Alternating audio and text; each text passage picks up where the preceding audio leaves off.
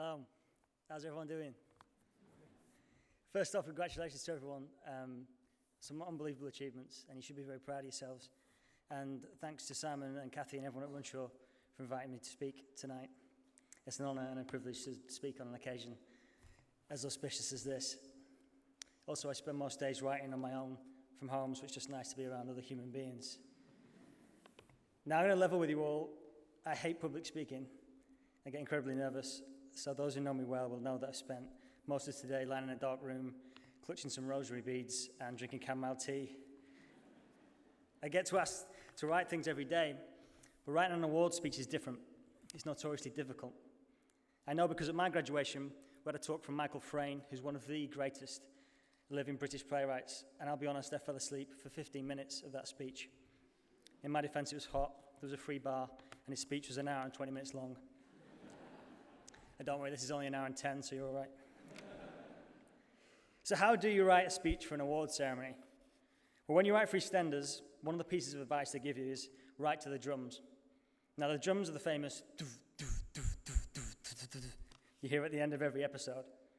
But the drums only ever really occur after a murder, a secret pregnancy test, or a fist fight, none of which will feature in this speech this evening. At least I hope not anyway. When you write for Casualty, usually there's a horrific accident about 7 minutes in. And although I did spot 4 tanks of highly flammable liquid and a combine harvester in the hallway, I'm sure nothing will happen. What I've decided to do is split my speech into 4 acts, and that's going to be the structure. 4 things I've learned during my 28 years on planet Earth so far. Number 1, you won't end up where you think you will. When I was 11 years old, I wanted to be a mountain climber. I was deadly serious about it. I hadn't thought through the financial aspect of this vocational choice, nor had I ever scaled anything higher than the climbing frame in Woodham Park. Now, Balshus High School in the library had a very rudimentary computer program, which basically consisted of a series of multiple choice questions. After completing the questions, the program would then tell you which career you were best suited to. Obviously, I was expecting mountain climber, but it said landscape gardener. I thought there must be a problem with the system. When I was 14, I walked into a doctor's surgery and was told I had a tumour the size of an orange in my shoulder. The cancer was so aggressive and established that no one was sure whether I'd live. Fortunately, with the help and support of my friends and family and a team of doctors, I came through it. But because of the damage to my lungs, I was told I would never climb mountains, professionally or otherwise. I was pretty angry about it. What possible good can come from something so traumatic, something so difficult? How can you make lemonade out of lemons that bitter? Well, the first taste of lemonade came when I was 18 at university. I began to realize I could use the fact that I'd survived cancer to get sympathy and attention off women.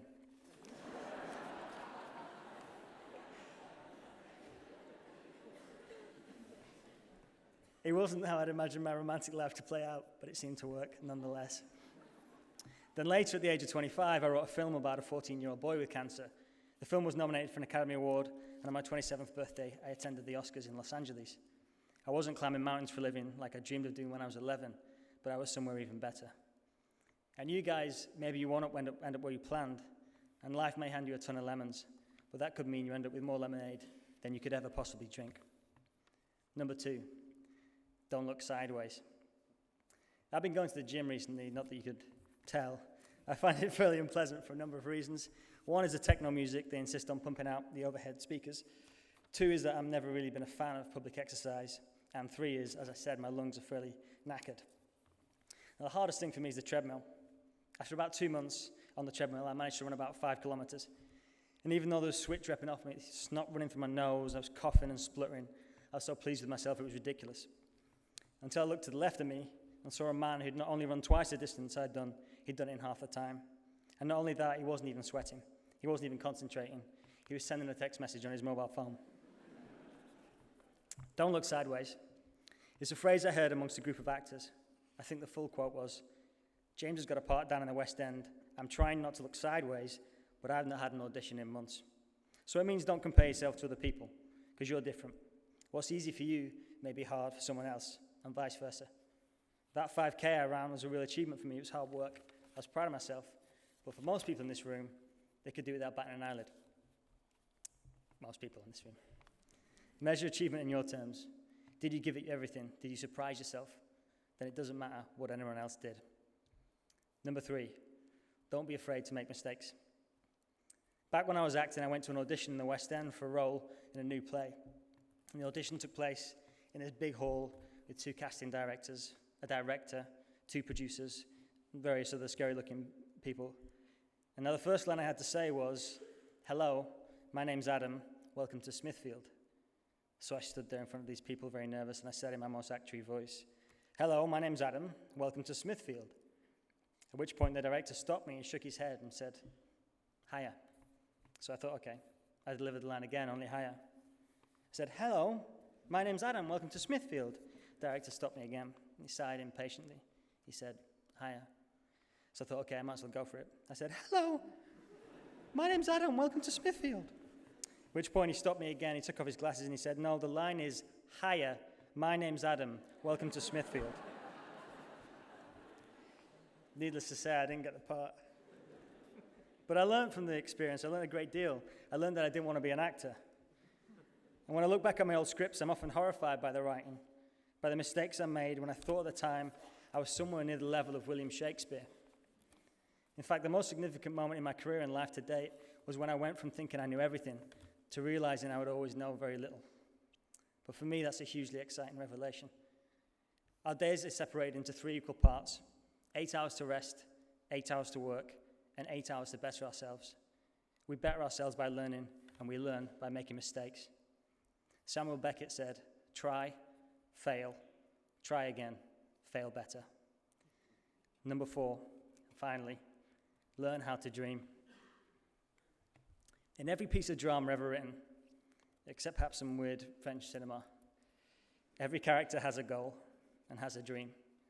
These dreams are created in the first 15 pages of a script by a moment or event known as an inciting incident. It's an incident which incites the character's dream. For example, in Jaws, the shark arrives and kills someone on Agent Brody's beach, creating Agent Brody's dream to kill the shark. In E.T., E.T.'s left on Earth, which creates his dream to go home. And in Macbeth, Macbeth is told by the witches he will be king, which begins his dream for power. But in the films of your lives, what is your dream? If this was your biopic, how would it be written? Most award speeches center around how you should try and reach for your dreams. They tell you not to settle for any less. But the problem is that no one ever tells you how to dream. There really should be a class on it. Nowadays, people are told what to dream by the media, by their parents. You should want to be rich. You should want to be famous. You should want to be beautiful, but these aren't dreams. A dream is something you do if money wasn't in the picture, if notoriety wasn't there, if social standing wasn't affected. And the first of those is particularly pertinent to you guys, deciding your career paths. What would I dream of doing if money wasn't a factor? You must ask yourself that question. Otherwise, you could end up working for money you'll end up spending to make sure you can work for the money you'll end up spending. 8 hours rest, 8 hours work, and 8 hours to better ourselves. Like my dad always said to me, do you really want to spend a third of your life doing something you don't like? Learn how to truly dream, because no great thing has ever been achieved without this quality. And maybe it's time for us to stop asking, what is my dream? And ask as well, what do I dream for us, for my family, for my community, and for the world? The Dalai Lama says that compassion is the greatest quality a man can possess. Well, maybe we need to start seeing ourselves less as individuals, as one person, and more as one people. Non sibi sedalis, not for oneself, but for others. You are the next generation of dreamers. Do not be limited to the dreams of previous generations, because they've been getting a lot of things wrong. So let's start getting it right. Let tonight's recognition of all your hard work and achievements be your inciting incident. Dream big for yourselves, but let compassion be your biggest dream. Thank you for listening to me speak tonight. I hope some of you are still awake. Good night, good luck, and Merry Christmas.